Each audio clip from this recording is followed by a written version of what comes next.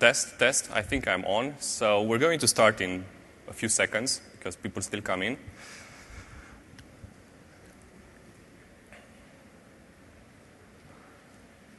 Okay, let's go ahead. My name is Mihai. Welcome to my session about autoscalability and building elastic solutions with Windows Azure. I know my session is right before lunch, so I promise I won't keep you too much after 75 minutes. You don't have to be afraid of missing lunch. So as I said, during the next 75 minutes, I'm going to talk to you about how to scale automatically with Windows Azure. This is a 400-level session for mainly for developers or for guys, girls who are part of system operations or support teams with Windows Azure. So if you're not part of any of those groups, then this session is probably not the best for you at this time slot.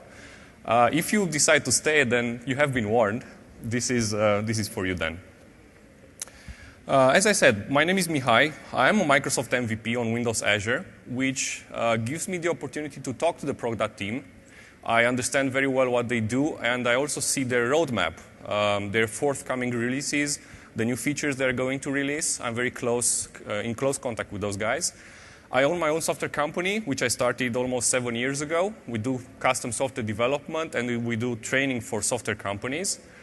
And during the past 3 years or so, I and my team have been working a lot with Windows Azure, especially with how to scale automatically. This was actually one of my most interesting topics in the last few months, and still is. Just before going into the agenda, I just want you to help me understanding the audience better. So please raise your hand if you have no experience at all with Windows Azure. Okay, 4 or 5 people. I'm going to tell something interesting for you too, so don't worry. Please raise your hand if you're a developer. And please raise your hand if you're a sysadmin or an IT pro. Okay, so this is the expected audience distribution. This session is then for you. Now, during the next hour and something, I'm going to cover 2 main areas. The first one is to better explain the difference between scalability and elasticity. There are 2 different words. They mean 2 different things. So one is scalability, one is elasticity. We're going to explain that in a few minutes. The second part of my session, actually the biggest part of my session, is going to focus on one of the main ways you can achieve elasticity today. It's called autoscaling application block. It's not the only way. I'm going to very shortly introduce you all the ways, or most of the ways you can use today to achieve elasticity. But in my personal opinion, this is the best way you can do something like that. So autoscaling application block is actually the biggest part of the session. And we're going to have very many demos with this library in the second part of my presentation. Now, since most of you have some experience with Windows Azure, we already know that Windows Azure is a scalable platform, right? I mean, we can agree on that. Just think about how it was 5 or 10 or 15 years ago when you needed to create new servers to be able to serve the load of your website. Just to provision a new server with identical configuration of the ones you already use was a very big task, a headache. It could last for a few hours or even a few days. Not always the hardware suppliers had their servers on stock waiting for you to buy them. And nowadays with Windows Azure, we can create a new instance in 10 minutes approximately. So, and the fun part is, if we need to scale with 10 instances, it's going to take 10 minutes also. So we already know that. Windows Azure is very scalable. The better part, actually, is that we are flexible in pricing. We have a flexible pricing model, which means that we pay almost exactly what we use. And if you remember, maybe you've seen the keynote from the North America TechEd. Scott Guthrie then announced that the pricing model has changed. It's a better model now, actually. And we are being charged per minute, on per minute basis. Did you know about this? Okay, so if you didn't, if you have a web role, a cloud service running in Windows Azure, and you have At 12:58, you create a new instance. Up to 2 weeks ago, you would have been charged for the entire hour from 12 to 1. Now you're being charged only for the 2 minutes. This is a very interesting thing Microsoft did for us, and it blends actually very well with elasticity, with what I'm going to talk to you today. Now, as I said, Azure is scalable. We have a flexible price model, but it's not perfect yet. Why it's not perfect? Because nowadays, you have to scale manually. You have to take your own decision if you want to scale up or down, and you need to execute it. Now, don't get me wrong, I wouldn't like Microsoft to take this decision for me. For example, let's say I have 6 machines serving my website, and Microsoft decides that I need 2 more.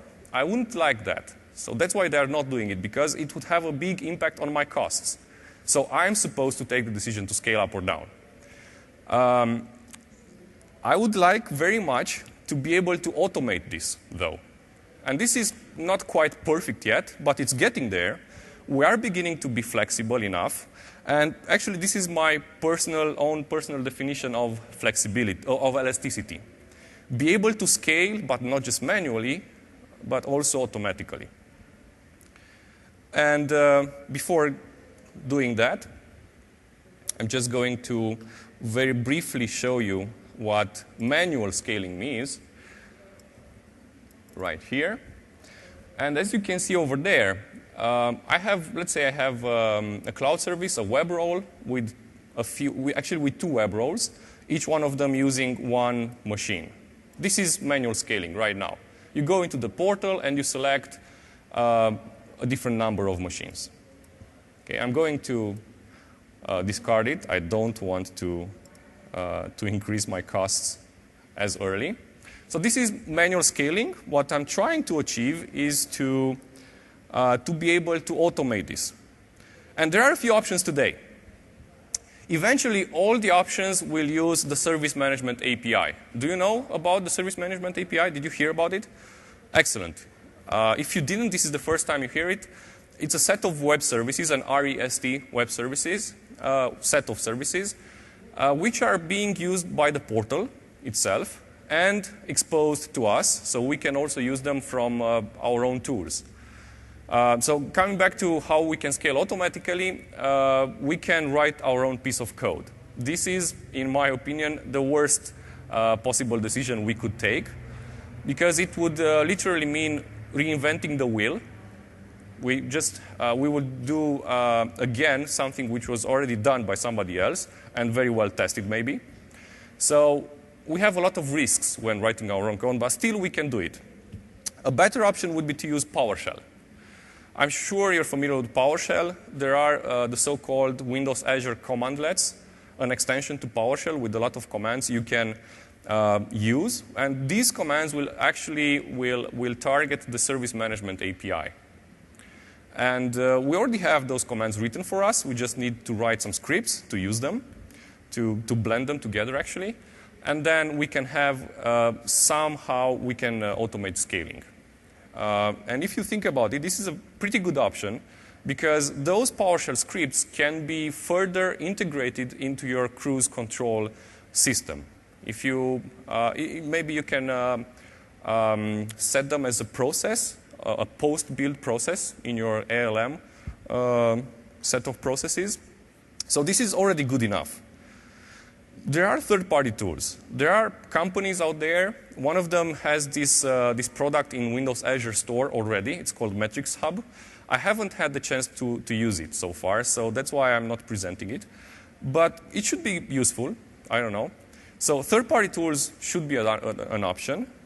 And my best option, in my personal opinion, would still be Autoscaling Application Block, because it's the most flexible option for you to achieve elasticity. And we're going to do a lot of demos, and you're going to believe me after 50 minutes from now. Before going to Autoscaling Application Block, I just want to briefly show you how we can scale up and down, or just one of them, with PowerShell commands. So right here, I have this script. It's a very simple script. I hope you can see it well. I'm going to zoom it so you can see it better. Just some tracing over here, then set Azure deployment. This is part of the commandlets, the Windows Azure commandlets I told you about before. And this command will do nothing but change the configuration of an existing cloud service in staging, and it will take this configuration from a file on my system. Now, I can manually edit that configuration file, changing the number of instances, for example, then run the script, and it will scale for me. This is what we're going to do. Going back to the portal, we see here that this web role has one instance. And there's another web role with one instance too. Now, going to the config file, which is over here. I'm going to zoom, don't worry. There's this instance count equals 1. So right now, the configuration is set for one instance. I'm going to change it to 2. OK. Save the config file. And then I'm going to run this script.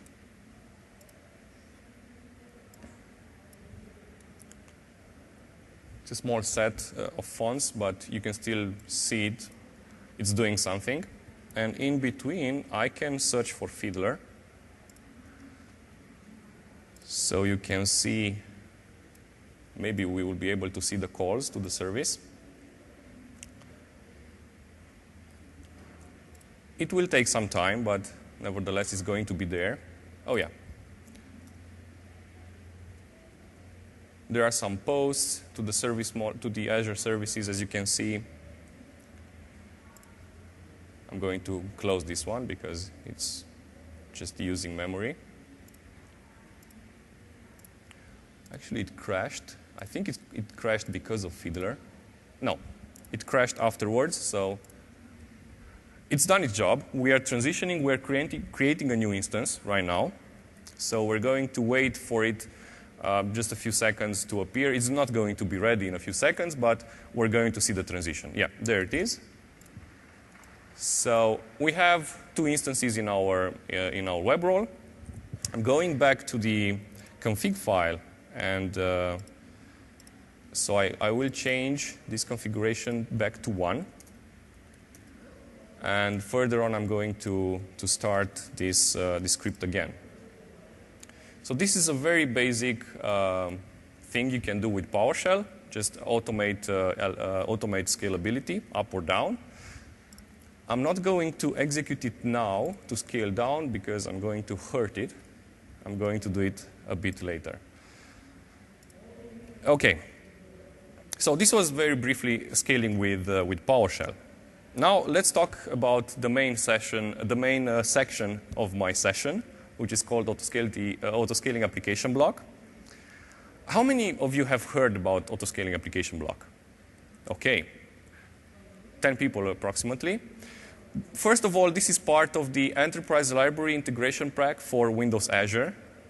This is the only bad part about it, that it has a very long name. Other than that, there are only good parts. So being part of the Enterprise Library extensions actually means that we can work with this block as we would work with any other block from Enterprise Library, the same kind of configuration, the same kind of tooling. For example, in order to work with it, we have to add it from NuGet into our Visual Studio project, and then to edit the config file using a tool. We're going to see that in a minute. This block is only designed for elasticity, to automate scaling with Windows Azure. And it's obvious already. It has been designed by the Microsoft Patterns and Practices team. There are a lot of information. There's a lot of information about this block over the internet. And actually, at the end of my session, you're going to see the resources slide. So you can go ahead back home when you have time to try to configure some of these functionality. Now, because we are geeks and we are technical persons, we always tend to use the newest, coolest technology out there. But I'm also a business owner, so I talk to my guys that we also should have a business reason why we should use autoscaling application block, for example.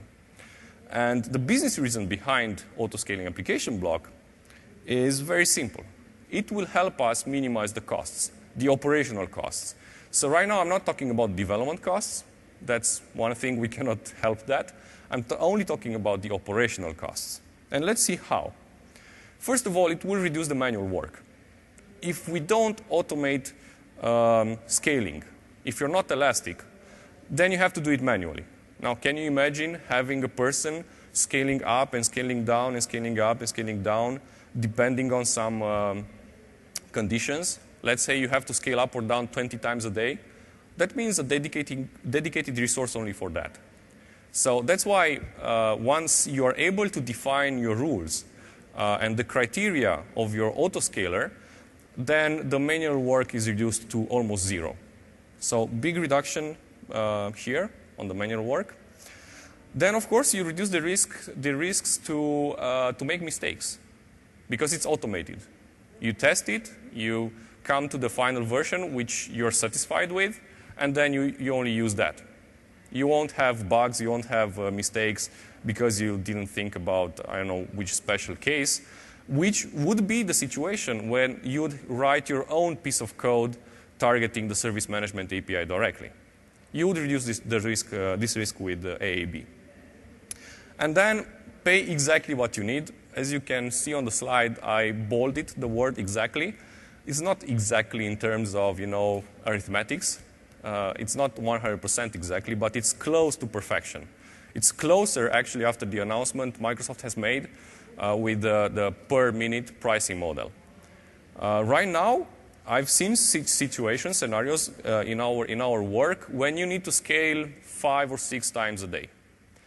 And before 2 weeks ago, it was very important for us when we decided to scale. I mean, the exact moment when we decided to scale. And we had to make sure that we are not using an extra hour for nothing. Okay, I mean, if we started scaling at 12:58, that would be an extra hour every time you scale. Now you don't have that problem because you have per minute costs, and you just need to implement your rules without very, very big attention on this aspect. Okay, before they implemented the autoscaling application block, the Microsoft practices guys understood there are a few scenarios when you need to scale a Windows Azure or a cloud solution in general, not only Windows Azure, but here we're talking about Windows Azure.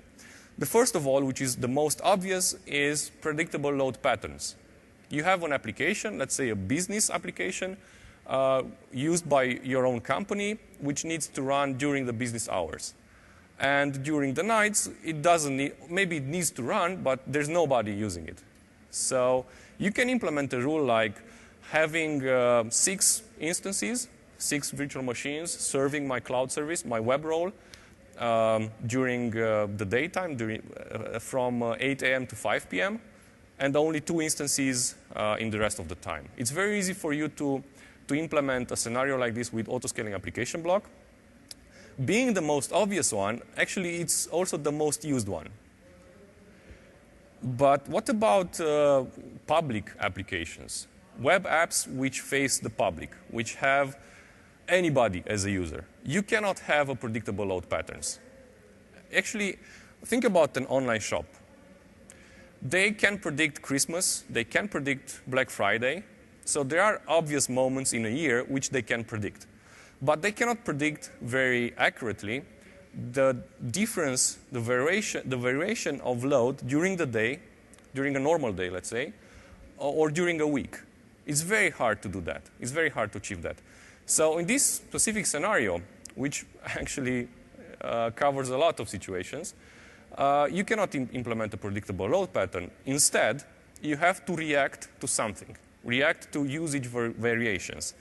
And there are a lot of options for us to monitor the usage variations. And based on some constraints, on some specific rules that we define, our autoscaler will be able to react. Now, talking about possible reactions, there are at least two. The two most obvious are, first of all, of course, instance scaling. I mean, if you need to scale, it's obviously that the first thing you can do is add a new instance, or a few instances, depending on how many you need. Up or down, you can very easily add or remove instances. The not so obvious possible reaction to usage variations is throttling. Now, if you're very familiar with Windows Azure in general and you've heard of throttling, this is not the throttling you have heard about. You have heard about the Windows Azure services throttling, like SQL Azure or Azure Storage throttling. This is a different topic, and it's just the same word being used in two different situations. It's correct from the grammatical perspective, from the language perspective, but it's a bit misleading. It was for me also in the beginning. In this scenario, throttling refers to our ability to cut some features of our application. I mean, the scenario would be like this. We have already reached the maximum of our budget. We are not allowed to spend more, but we have more users. We have this option, which could be a good compromise, to cut some of the features. So every public user is very happy. They can use the application, which performs very well for them, but we will make the back-end users, our own employees, unhappy, let's say. So it might be a good compromise when you have very fixed budgets, you cannot go over them, just to cut some features temporarily, of course. They won't be cut for months, they will be cut for hours or for days, something like that. It was a very good surprise for me, actually. If you think about it, it's not that hard to implement something like that, but it's very, very dramatic. I mean, it's going to be for us very easily with autoscaling application block to do something like that. Just in a few minutes, cut some features, then when the load goes away, the users go back home, we can bring the features back. Now, a few words about the autoscaling application block. Here's our app in the diagram. The instance is serving our web role. We have to implement some custom performance counters or something to be monitored. We're going to use Windows Azure Diagnostics to monitor something related to our instances, and we're going to store them in Windows Azure Storage. It's a special table called VAD Performance Counters Table, for example, one of the options, where we can store performance counters related to those machines. I'll give you just an example for now. You can very easily count the average or measure the average response time or the number of requests in the IIS queue for those machines. You monitor those and you store them in Windows Storage. Now, separately, you have the autoscaling application block, which is a different application. This is the most important thing here. You have to write your own application using autoscaling application block. But don't get me wrong, it's extremely easy. It's 5 lines of code. But it just has to be a separate process. This separate application will constantly monitor the Windows Azure storage. It will query it and see if there are some variations on the performance counters you have monitored so far. And if a certain rule is met, then it will trigger an action on your role instances. This is basically how it works. And to go deeper into explaining the resources involved, what we need to use to actually have autoscaling application block work for us, we have one so-called monitor application, which we have to develop based on autoscaling application block. This can be hosted both in Windows Azure or on premises. I mean, it's not illegal to store it on premises, but it's going to be a headache for us because that machine hosting our monitor will also have to be monitored so it won't fail, right? So the best option would be to host this application in a worker process in Azure. Then we will have to define some XML files. It's a lot of XML files. It's very easy for you to make mistakes, but most of the mistakes are already reconciliated by their own algorithm. So if you have conflicting rules, they are able to automatically choose one. We're going to see that at the end. Then you need diagnostics in your web role, in your target application. And you need table storage for storing those logs. OK, so it's the time for us to have the first demo with auto-scaling application block. Wrong click. Which is right here. I'm going to zoom it. I have the cloud project. I have a web role. This is the target, actually. I have the monitor. This is a console app. Very easy. This is the monitor. And actually, I have a second web role, which is target number 2. I'm only going to need it in the end. We're not going to use this, the second web role for the first demos. Very simple configuration. Now, inside my monitor, which is here, I have the rules XML file, a services XML file, and the app config. 3 XML files I need to configure. And we're going to deep dive into them after our first demo. Because I need to buy some time, because it takes a few minutes for it to react, I'm going to check if one of the rules I need is enabled, which it is. I'm going to start it, and then I'm going to explain what we need to, what we're supposed to see here. So I have the autoscaler running here. We're going to have a lot of traces in the output window once it starts evaluating the rules. And what I'm trying to achieve with this demo is to delete one of the machines here. I'm going to scale down. Now, the logic, the rules have this logic that whenever I have less than 5 messages in an Azure queue, as you can see here, approximate message count is 4. By the way, do you have experience with Windows Azure queues and tables? Then you know why there says approximately. Because when you delete a queue, a message in the queue, or you put a message in the queue, it's not going to be instantly there. That's why it says approximately. So I have 4 messages in the queue. I can remove. I just want to make sure that I have less than 5. So my autoscaler should kick in and scale down. It's too early for it. It's evaluating the rules. It has a few thresholds set, not to evaluate those rules every second. So that's why it needs a few minutes for it to really kick in and see the first rule being hit. So there were rules being evaluated, which is OK. And then we're going to need, I think the first one is going to scale down. Let's see. So in between, I said you have to write your own app. This is the entire app you have to write. This is it, right? Maybe with some try-catch logic over there. This is the entire app you have to write. Now, the autoscaler seemed to not yet.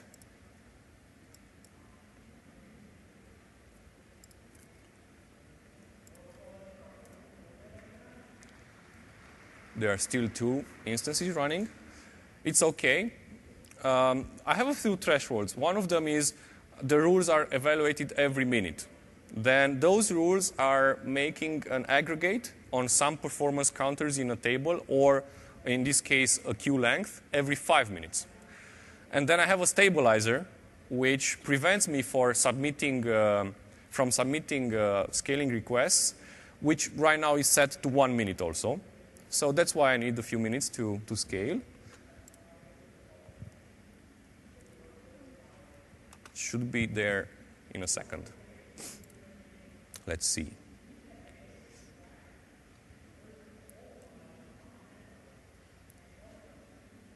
Yeah, the rule was evaluated.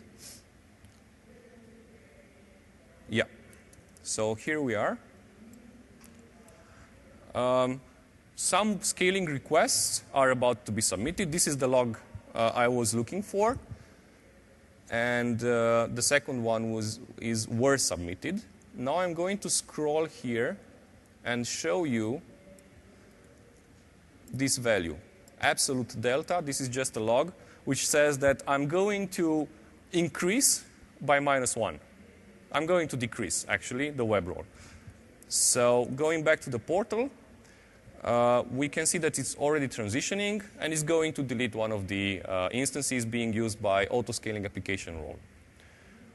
Let's just see it starting doing it, and then we're going to move on to the next part of my session. At the end of the session, I'm going to invite you here to see if there's somebody under my desktop doing this. Just believe me, it's the monitor who's doing it automatically. There's nobody deleting or adding instances in Windows Azure.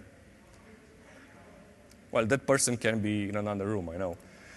So it's going to delete one of the instances. I'm going to move away from this demo and go back to the slides. We're going to see them in the next demo. I have to better explain how this autoscaler works and what we need to configure in order for it to be perfect. We have to define a few things. One of them is the XML file, which contains the rules. And there are a few rules about the rules. One of them is you must have, for every role you're targeting, you must have at least one constraint rule. And this is actually one of the tips and tricks I always tell the audience in this session, that you should always have a constraint rule which gives us a minimum and a maximum number of instances. Whatever the rules are, whatever happens with scaling, we should make sure that we never cross certain borders, neither up or down. In my own demo, I have a minimum 1 instance and maximum 4 instances. In real world, in production, you should have minimum 2 instances because of the failover and the SLA to be active. So as I said before, there are 2 types of rules. One of them is constraint rules, and the other one is called reactive rules. The second one is the type of rule which reacts to variations on our performance counters. And then we can scale or we can throttle. We're going to see that in a minute. The second XML file is called the service information file. It's a very simple file you need to use. Actually, you need to enter your Windows Azure information. The information about your service, your cloud service, your web role, your storage account, your certificate from your machine, which is going to be used to target the service management API, and so on and so forth. And then you have the application, the app config file of your application, where you have to make some configurations related to AAB, to autoscaling application block. Now, let's go back to Visual Studio. In between, as you can see, the second instance has been deleted. Now, going back to Visual Studio, I can close this for now, the autoscaler, and I'm going to bring my demo notes here because it's going to be a lot of information. Now, let's go ahead and look at our rules XML file first. I'm going to zoom it a bit, and I'm going to focus on the first rule. As you can see over here, it has a range, minimum and maximum, and it has a rank. Ranks are used to differentiate between the rules. You might have conflicting rules. Then the smallest the value, the higher the rank, and the higher the priority of the rule. If I have 2 conflicting rules, one with rank 1 and one with rank 10, the first one is going to be taken into consideration. And there is a constraint. We should always have at least one constraint rule defining the minimum and the maximum. Then we have the so-called reactive rules. One of them over here is called scale up. It's just a name. It has a bigger number, so a smaller rank. And I'm sure you can understand what it does just by reading this XML file. It evaluates 2 operands, and whenever any of them meets a condition, the first one greater or equal than 10, the second one greater or equal than 65, it will scale this role by 1. It will add an instance. So if we just read it in plain English, whenever the CPU on the machines goes beyond 65%, or we have at least 10 messages in a queue, it's going to create a new instance. Now, a very good pattern and a very good recommendation, you should always have rules in pairs. Whenever you have a rule which scales up based on some conditions, based on the similar conditions but with the opposite conditions, you should scale down. So here's the opposite rule, which says, okay, scale down for the same operands, lower than 5 messages in the queue, lower than 40% of CPU, we should scale by -1 the same target. This is a very important recommendation. The XML schema doesn't force you to have something like that. It's just something you need to do. Unless you do it, you're just going to scale up forever until you reach the maximum. You're never going to scale down. And somebody in your company won't be happy. Going down to the operands, they are defined right here. So one of the operands is just the length of a queue. This is a queue in my storage account. I'm doing an aggregate on this value. Just for the demo purposes, I'm doing the last value aggregate, not to wait for 5 minutes to change the value. But you could have like an average for the last 20 minutes or 5 minutes, whatever you like. So in real life, this operand would look like aggregate average for the last 30 minutes. Not 5, 5 is too small. The other operand is based on a performance counter, which comes from VMI, Windows Management Instrumentation. So all the machines serving this web role, the auto-scaling application role, that's the name of the role, are being constantly monitored for this performance counter, CPU time. And then we make an aggregate for a certain time period and a certain type of aggregate. Again, it's last for the purpose of the demo. But you could have like the average CPU time for the last 30 minutes for those machines. Now, I have to show you what you have to do in your target app. So your target app is right here, is this project in my solution. We have to enable diagnostics, and we have to write certain values to Azure Azure Storage. So here is diagnostics enabled. Here it's going to be started, right? And here is the performance counter we're monitoring. So we take samples every 30 seconds from VMI on that machine, and we send those values every 2 minutes to Windows Azure Storage.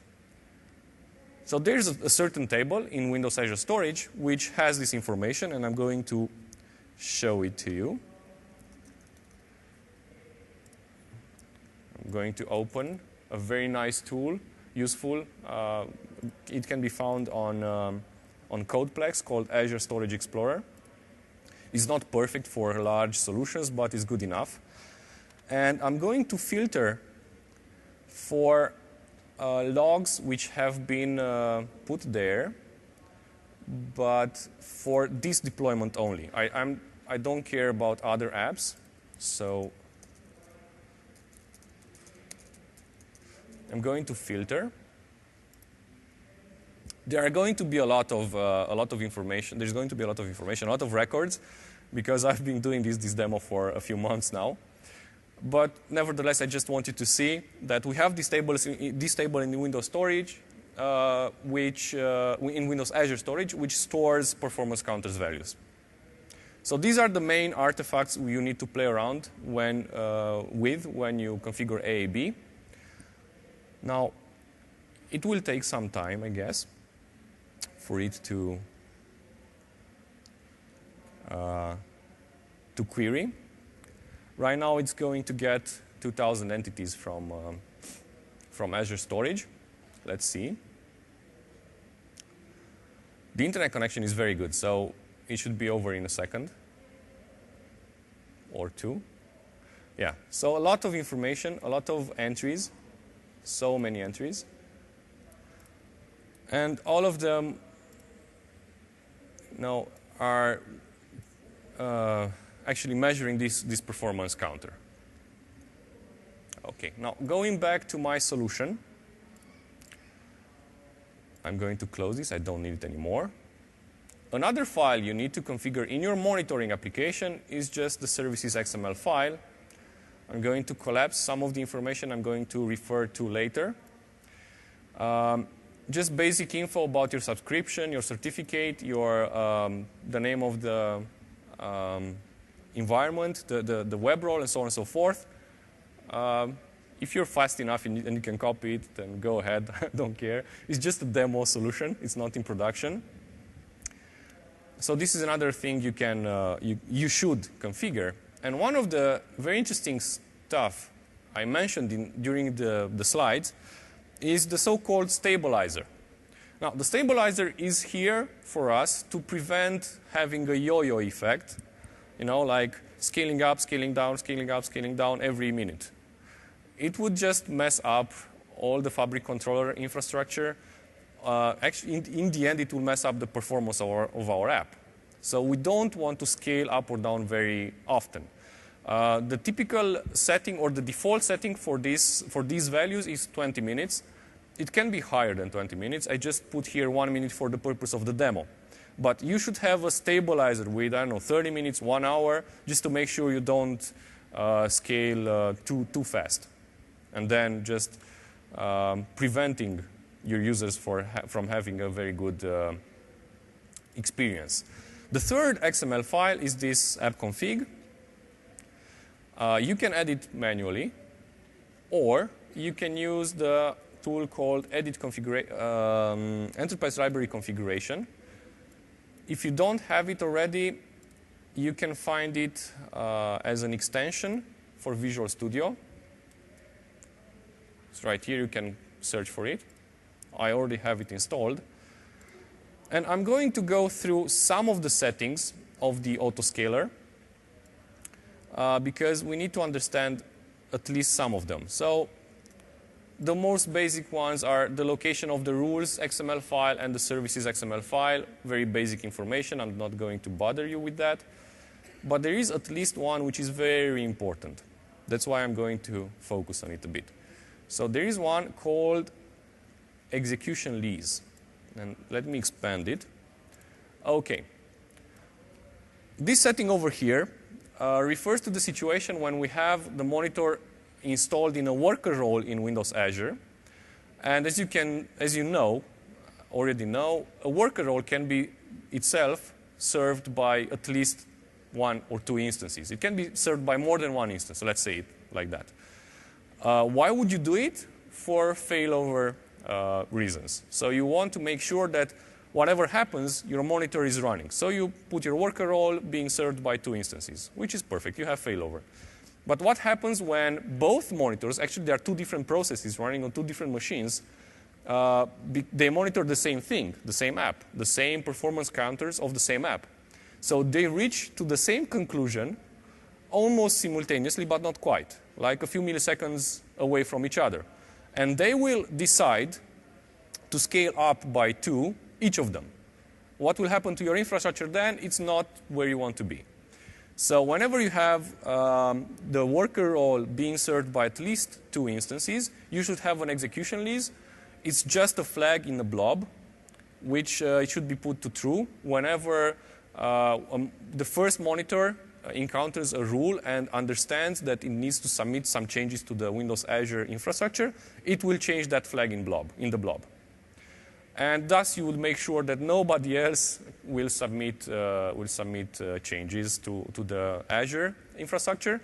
Now, if you ask me, for me and for the solutions I've worked with, it's a good enough solution not to have the worker role being served by 2 instances. 1 instance is enough. I mean, what's the worst case scenario with your monitor? It's going to be down for 10, 12 minutes. It's just the monitoring app. And maybe that's not the worst case. The worst case scenario is when the whole data center is gone, but that's, I mean, then the application is gone. So we're not talking about that. We're just talking about your specific machine serving your worker process. If it's going to be down, it's going to be down for 10 minutes, approximately, right? It's good enough for me. I mean, if the monitor is not there for 10 minutes, it's not that bad. So I wouldn't bother with that, but nevertheless, if you want to, please take into consideration the execution lease. I can go ahead and close it. Now I should show you another type of setting, another set of settings, of rules, I mean. And I'm going to uncomment these rules over here. And I'm going to comment the rules I've been using so far. So bear with me for a second. I just want to make sure I'm not confusing myself with too many rules. OK, so anybody's commented? All of them? Yeah. I only have 2 rules over here, 2 active rules. And they are referring to a so-called normal activity situation. They both monitor the same operand, which is CPU time. And if the CPU, so the percentage of the CPU being used by our process is less than 50, we should switch a setting to a normal value. I'm going to zoom it again. So we should go back to normal, as opposed to going right here. When the CPU time is more than 50%, we should switch to high activity. So in this case, with both rules, our monitor will is only going to change a setting of our web role, nothing else. And then we have our application, our web app, our target app. Of course, is going to read this setting. So on the default page, on the first page of the app, actually, on this event, on pre-render complete, we read the throttling mode setting from the Azure configuration. And depending on its value, we're going to hide or show some of the buttons. We're going to cut some of the features out. This is actually the throttling I've been mentioning before. So whenever we have high activity, 2 buttons are going to be disabled. Or whenever we have another situation, those buttons are going to be enabled back. Now, you might ask yourselves, why would I change a setting in Windows Azure and not a setting in web config of this app? Well, the reason for it is because this web role, this app, is going to be served by more machines, not just one.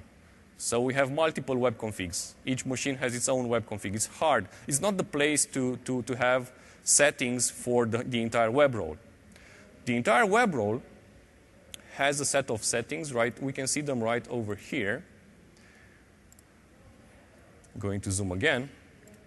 So there is one called throttling mode. Its initial value is set to normal.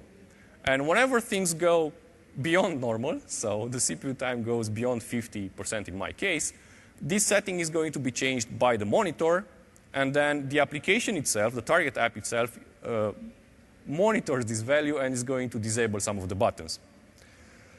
Now I'm going to start the monitor. I think I cleaned the solution, but I'm going to do it again. A lot of mistakes you can do by not cleaning the solution and just having the same rules XML file as before without you knowing it. So I'm going to start it again, the monitor. And then I'm going to go back to the app and generate a high activity. Now, when I'm going to press this button, we're going to have the CPU of those machines at 100%. But before I do that, please notice there is no throttling active, which means these buttons are enabled. This is the current status. I can add or remove messages. I'm going to press this button, high utilization. Now, the app won't be very responsive because the CPU is going to go to 100%. There is a piece of code doing that in the app, and the real CPU is at 100%. And we're going to see this setting over here. I'm looking at it from the portal, so it's the setting of the live web role, right, called throttling mode. Right now, its value is normal, but since our monitor is monitoring the performance counters, eventually it will encounter the rule to scale up, to throttle and to change that setting. So it's going to take more than a minute, actually, I think about 2 minutes, until this monitor will change that setting in Windows Azure, and then the application itself is going to throttle. By the way, if you have questions, you can ask them right now, because I have to wait for the demo to finish.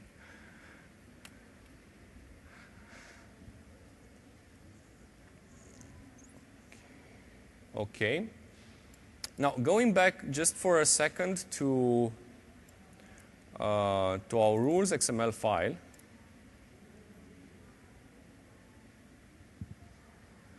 Yeah, I thought it's going to be.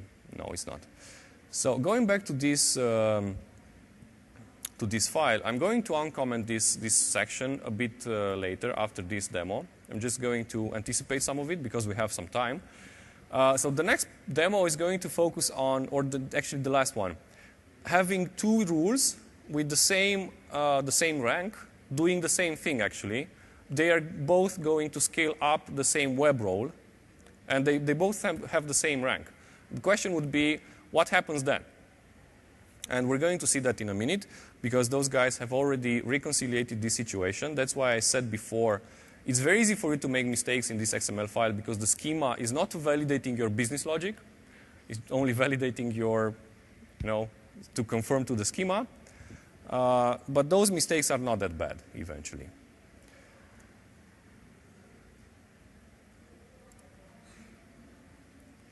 Just to make sure that, no, it's not changing yet. Let's see the app at 100%. It's very slow, as you can see. No throttling yet. And we should be able to see it at the next encounter. Whatever I do, yeah, go ahead, please.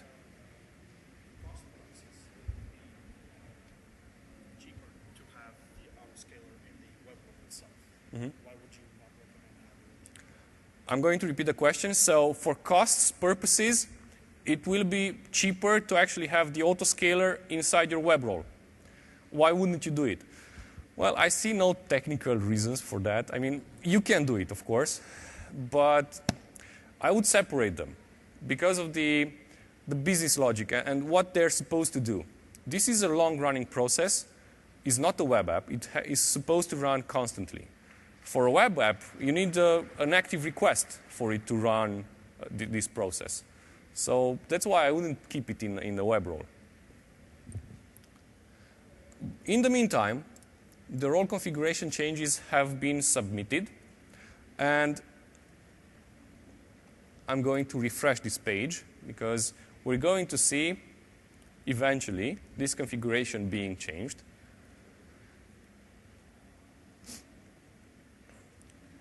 It's not instant, as you can imagine. Let's see. I said configure. You're not helping me today. OK. So this setting has been changed. This has been done by the monitor.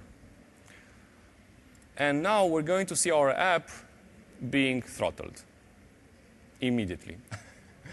Again, it's not instantly, but it's going to do it. I'm going to refresh the page just to make sure. Just a second. I have a question. I'm going to take it just immediately after we see throttling being activated. Now, because the CPU is at 100%, this app is performing very bad. That's why it needs time. As you can see, it's just a simple request, and it crashed. Because the CPU is at 100%, it might happen. OK, I'm going to take your question in the meantime.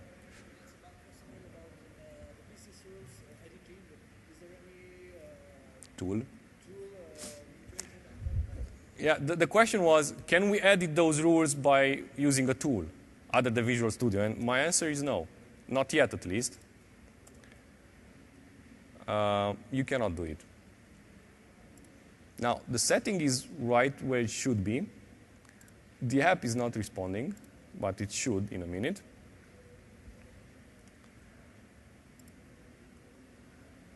OK. So I just want you to see the very nice throttling being already actually enabled.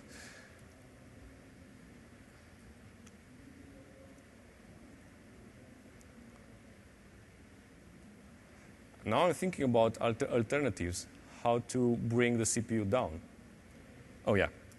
Good. It took some time, again, because the CPU is at 100%. So it cannot do literally anything, almost anything in between. So because that setting has been changed by the monitor, the app performs as we expected. 2 buttons are disabled. We cannot use those functionality until we throttle back. Now I'm going to press on low utilization. It's going to leave the CPU behave normally. It's going to take some time. I could wait for the monitor to kick in with the second rule. I'm not going to do that because we're going to use a lot of time. Instead, I'm going to manually change this configuration. I think it's called normal. Let me go ahead to Visual Studio and see. Yeah. So I manually edited this configuration just to simulate the autoscaler. The autoscaler would have taken another 2 or 3 minutes to kick in. And now, after 1 or 2 minutes, we're going to see throttling being disabled again. This is what we wanted. This is what we expected. OK.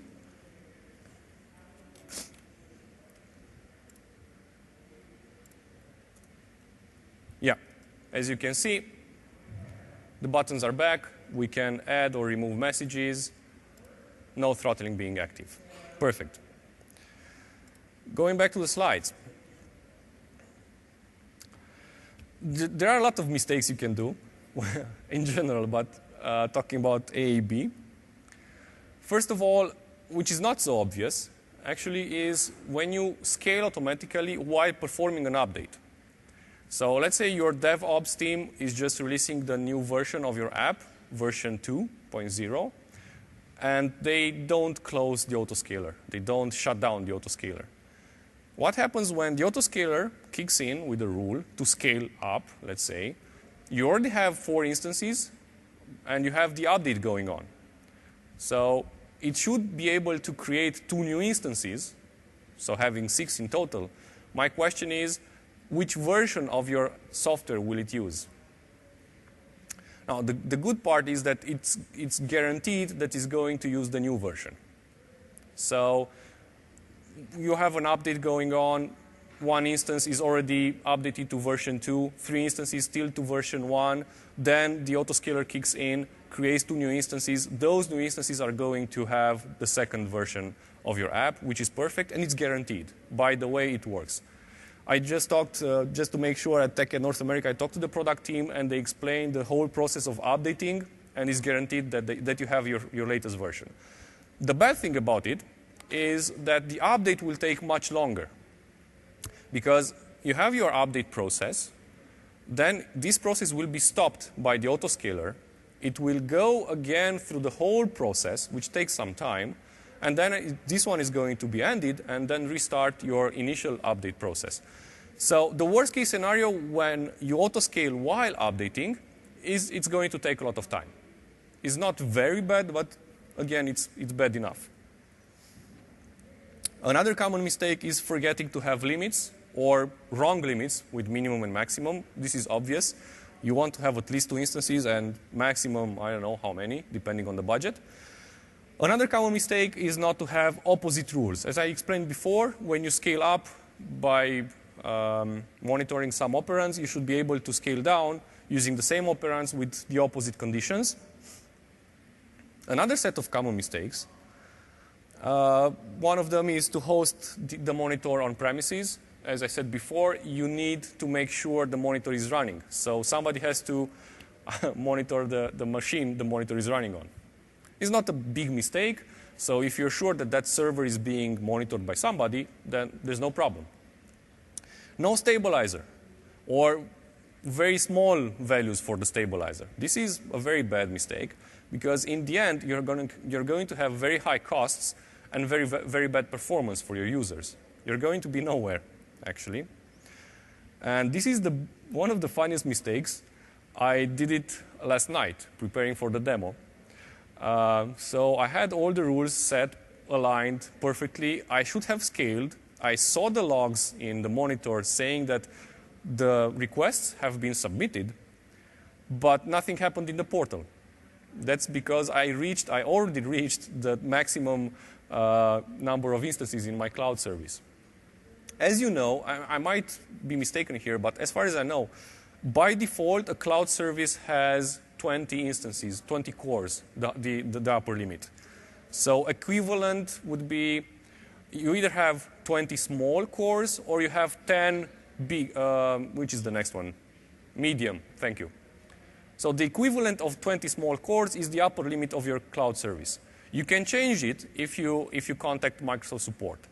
But if you don't, this is the maximum.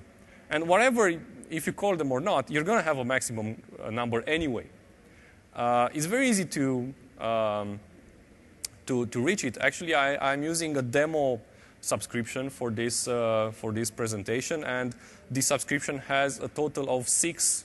So the maximum of 6 cores per subscription. So that's why it was very easy for me to reach this maximum. The not so good thing about this situation is that it's very hard for you to understand what's happening. I mean, the autoscaler is giving you the correct information, but not complete information. I mean, it did everything perfectly, but the portal didn't scale. And there's no way for you to find out. There's no log anywhere. You just have to figure it out. So the correct thing for me to say is that I assumed this was the problem. But no, I did some tests, and actually, it's one of the common mistakes you can do. Some of the questions I have got in my last encounters with this session, what if I want to scale or to monitor and autoscale multiple applications? It's very easy for us to do it. In the same monitor application, we create multiple instances of the autoscaler. The one I've showed you before has been configured by the app config file. But you can configure it from the code. I mean, in the constructor of the class, just set the parameters. You have multiple instances in your monitor, and that's it. And a related question, what if I have my application, the same app, in 2 different data centers? It's the same thing. It's like having 2 different apps from the autoscaler perspective. Now, you could ask yourselves, or you could ask me, why would I have my application in 2 different data centers? Well, this is not related to autoscaling, but it's a good question, though. For failover purposes. I mean, Microsoft does a lot and very, very good stuff regarding failover, but what if the whole data center crashes? There have been thunderstorms, and data centers have crashed, both from Microsoft and from Amazon and from others. So it might happen once in a lifetime, once every 2 years, I don't know, but it might happen. So I've seen solutions with duplicating everything, all the data, all the apps in 2 different data centers. Then you need to monitor them both. You just treat them as 2 different applications with 2 autoscaler instances. Now, a few very nice things, because we still have time. I wasn't sure if I had the time, but it seems I do. We can have the so-called scale groups. You can define the rules to scale to target a web role or a set of roles, which can be treated together as an atomic group for atomic operations. We're going to see that in a second. And then you have to understand what happens with the rule ranks and what if they have the same rank. Generally speaking, the smaller the value, the higher the rank, the higher the priority, as I said. But if I have two rules with the same rank, both saying that the same web role has to scale up, the one with the higher value is going to be taken into consideration. So one rule says scale up by 1. The other rule says scale up by 2 is going to scale up by 2. It's just a design decision they had to take to prevent chaos in our XML files. Good.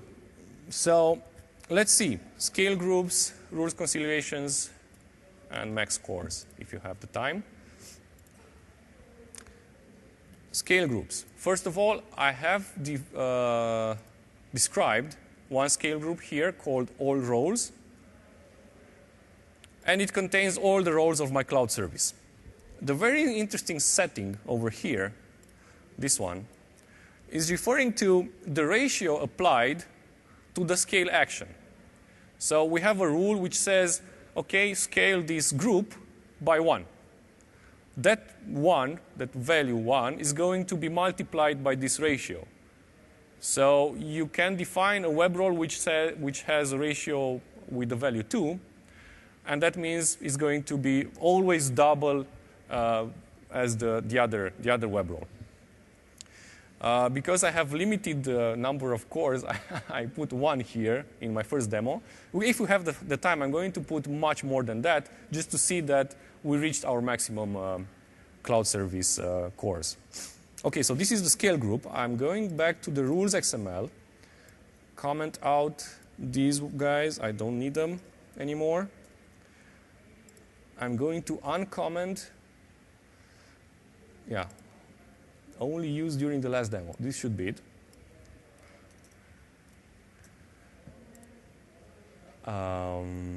No. This is true. This is the last demo, but not yet. Hey, where are you? Yes, this is the one I need. OK, so I only have one rule here, one reactive rule in my rules file. I'm going to clean the solution, rebuild it. So it says, it's basically saying that whenever I have more than 10 messages in the queue, I should scale up by 1. I should scale by 1 all rows, so the whole group. Going back to the portal and seeing our current status, we have 1 each. I'm going to start the monitor, because it's going to take 2 minutes or so to evaluate this. Going back to the app to add messages in the queue. So I have more than 10. Or at least 10, I don't remember exactly. I just want to be sure that this rule is going to be met. So yeah, I should be fine. In approximately 2 minutes, we're going to see everybody scaling up. I mean, both roles being scaled up by 1 instance. And in between, let me go ahead and explain the last part of this demo, which is over here. Yeah, this rule over here. So we're going to let the monitor do its job. And this is going to be my next demo. This rule, called scale up, less demo, blah, blah, blah, has the same rank as the other scale up rule.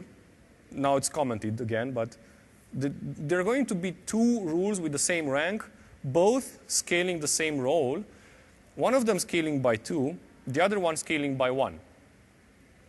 And we're going to see that because they have to reconcile something, they have to take a decision, they're going to take this rule into consideration as opposed to this one over here, which is identical except for this factor. OK, now let's see if no configurations yet.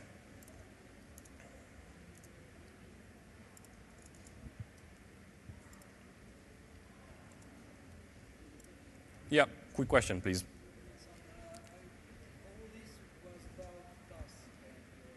Platform as a service.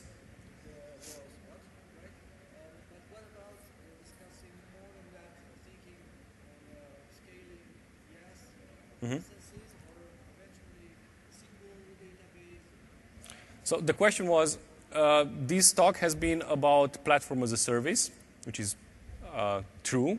It didn't cover how to scale up or down infrastructure as a service, or maybe SQL Azure or other artifacts in our cloud environment. Well, talking about those artifacts because it's easier. So scaling up or down SQL Azure is not our problem. It's already being done by Microsoft. It scales automatically. Everything, SQL Azure, SQL database is the correct name now, Windows Azure storage. We don't have to take care about their scalability. It will be done automatically by Windows Azure. Talking about our own infrastructure as a service, well, it's much more complex. I mean, we use virtual machines in certain scenarios.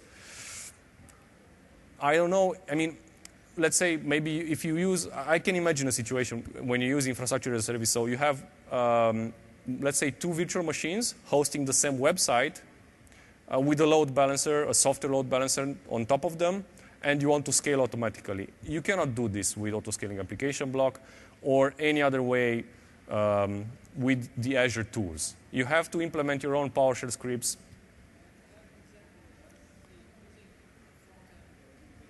Mm-hmm. On a virtual machine. Yeah.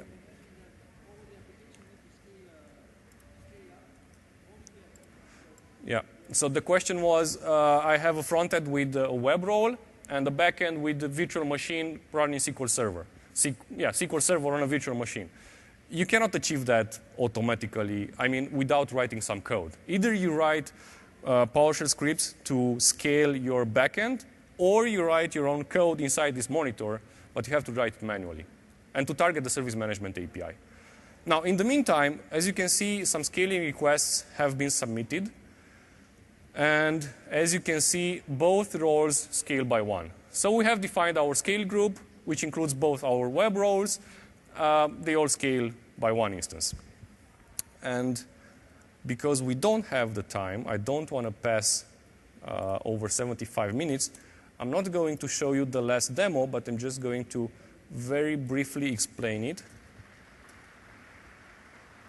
These 2 rules over here, which are identical, this one will be taken into the consideration because it has a higher value of scaling.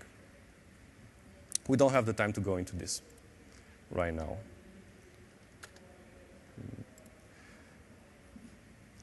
Okay, so the purpose of my talk was twofold. First, to understand the difference between scalability and elasticity. I hope I made myself clear.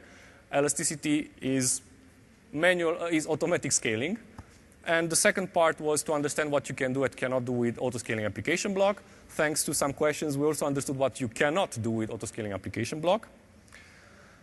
In the end, the purpose is to pay exactly what you need, or at least closer to perfection than before. This is autoscaling. I'm going to be here for questions afterwards. There are some related sessions I recommend. I totally recommend the first one, Windows Azure Internals by Mark Rusinovich. It's going to be today, actually.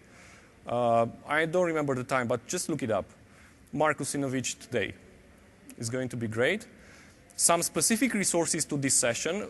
On my blog, which is right down below, you're going to see the demos I have used at TechEd North America. I have changed them a bit. I'm going to update them and put them on the blog in the next days. And a lot of information related to autoscaling application block. Some general resources on Channel 9, TechNet, MSDN, which are great. Please complete the evaluation forms. It will help you have a chance to win an Xbox. It will help me to improve my session, and it will help the organizers either call me or not call me back again. So feedback is very important. Please take your time to help everybody, the organizers and the speaker. We want to know what we can improve.